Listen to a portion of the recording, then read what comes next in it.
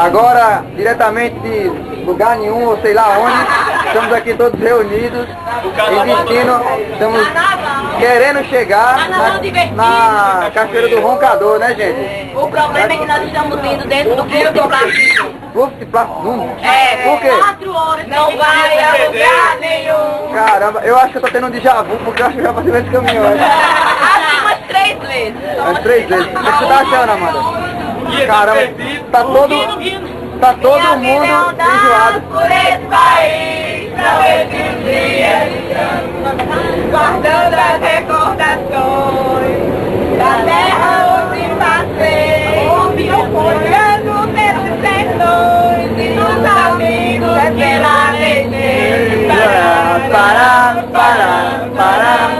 É saudade do meu sertão. Mas eu tenho esperança, nem que eu chegue lá só pra molhar os pés, mas eu chego lá, Doeu, não? Beleza, valeu. Tchau. Tchau. Mostra eu,